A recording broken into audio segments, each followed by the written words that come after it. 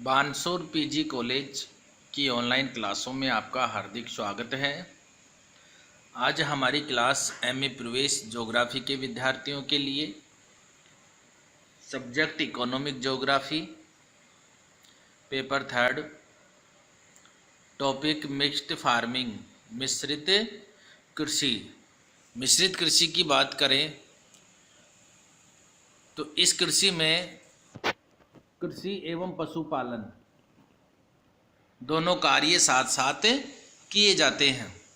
यानी जो मिश्रित कृषि है इसमें कृषि भी की जाती है और पशुपालन का कार्य भी किया जाता है, इसीलिए इसको मिश्रित कृषि के नाम से जाना जाता है।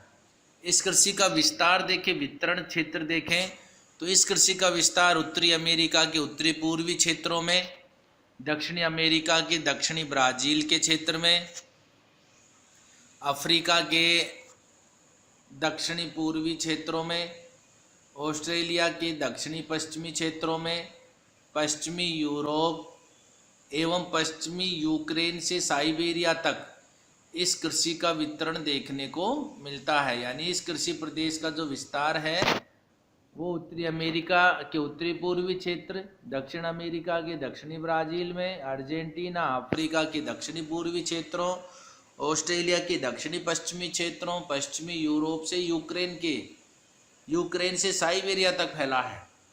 मिश्रित कृषि के वितरण क्षेत्रों को हम 3 वर्गों में बांट सकते हैं। सबसे पहला उत्तरी पश्चिमी यूरोपीय कृषि क्षेत्र। इस क्षेत्र में देखें तो इस क्षेत्र में France, Germany, Belgium, Ireland, Finland, England आदि देशों को शामिल किया जाता है। यहाँ कृषि फार्म 400 से 500 एकड़ के होते हैं। यानी यहाँ बड़े बड़े कृषि फार्म देखने को मिलते हैं जहाँ पर कृषि का कार्य किया जाता है। इस क्षेत्र में मुख्य रूप से गेहूँ, राई, जौ आदि फसलों का उत्पादन होता है। ये उत्तरी पश्चिमी यूरोपीय कृषि क्षेत्र की बात हो गई। दूसरा देखें तो संयुक्त राज्य अमेरिका का मिश्रित क्षेत्र। इस क्षेत्र में अनाज का उत्पादन बड़ी मात्रा में किया जाता है तथा यह पशुओं के लिए उत्पादित किया जाता है। यानी यहाँ जो उत्पादन होता है अनाज का वो मुख्य रूप से पशुपालन के लिए किया जाता है। तीसरा क्षेत्र देखें तो सोवियत संघ का मिश्रित क्षेत्र। इस क्षेत्र का विस्तार यूरोपीय रूस से लेकर साइबेरिया तक फैला है। यहाँ कोणधारी जो वन क्षेत्र है वहाँ पर निर्वाहन कृषि का स्वरूप देखने को मिलता है।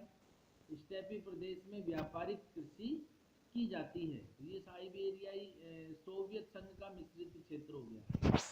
इस कृषि में फसलों की बात करें तो इस कृषि में गेहूं, जौ, राई, चुकंदर, आलू, मटर, गोभी,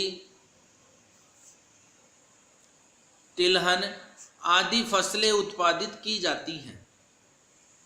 ये इस कृषि की मुख्य फसलें हो गई जिनका उत्पादन किया जाता है। पशु की बात करें तो यहाँ मुख्य रूप से मुर्गी पालन, सूअर और भेड़ पालन किया जाता है। मिश्रित कृषि में फसलों के साथ साथ में मुर्गी पालन, सूअर पालन और भेड़ पालन का कार्य भी किया जाता है। कृषि की भौगोलिक विशेषताओं की बात की जाए तो कृषि की भौगोलिक विशेषताओं में इस कृषि प्रदेश में शीतोष्ण जलवायु पाई जाती है। औसत जो वार्षिक वर्षा है वो 50 सेंटीमीटर से लेकर 150 सेंटीमीटर तक होती है। इससे कम वर्षा होती है वहाँ सिंचाई के द्वारा कृषि कार्य किया जाता है। औसत तापमान 0 डिग्री से लेकर 22 डिग्री सेल्सियस तक रहता है। यानी कभी कभी 0 डिग्री तक पहुँच जाता है तो कभी 22 डिग्री सेल्सियस तक। तो एक औसत तापमान जो टेम्परेचर है वो 0 डिग्री से लेकर के 22 डिग्री सेल्सियस तक देखने को मिलता है। यहाँ जो वर्षा होती है वो चक्रवातों के माध्यम से होती है। वर्ष भर जो वर्षा होती रहती है वो चक्रवातों के द्वारा होती है। उपजाऊ मृदा पाई जाती है। हिमोड प्रकार की मृदा यहाँ देखने को मिलती है। तो ये कृषि की भौगोलिक विशेषताएं हो गई। मुख्य रूप से जो भौगोलिक विशेषताएं हैं उनमें शीतोष्ण जलवायु, वार्षिक वर्षा 50 से 150 सेंटीमीटर, तापमान 0 डिग्री से 22 डिग्री सेल्सियस तक रहता है, चक्रवातों से वर्ष भर वर्षा होती है और उपजाऊ मृदा पाई जाती है। हिमोड प्रकार की मृदा देखने को मिलती है। कृषि की विशेषताएं देखें तो इस कृषि में कृषि एवं पशुपालन कार्य किया जाता है, यानी कृषि के साथ साथ में पशुपालन का कार्य भी किया जाता है। कृषि का उद्देश्य व्यापारिक एवं निर्वाहन दोनों प्रकार का होता है। इस कृषि में फसल चक्र को अपनाया जाता है, यानी बदल बदल करके कृषि का कार्य किया जाता है, फसलें बदल बदल के उत्पादित की जाती हैं।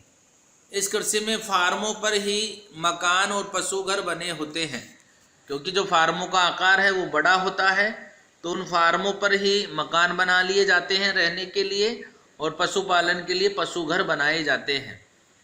इस कृषि में फसल का उत्पादन पशुओं के लिए मुख्य रूप से किया जाता है, यानी पशुपालन के लिए कुछ फसलों का उत्पादन होता है। इस कृषि में पूंजी विनियोग अधिक होता है, क्योंकि बड़े बड़े फार्म होते हैं, उन पर मशीनीकरण का कार्य अधिक किया जाता है, जिसमें पूंजी विनियोग अधिक होता है।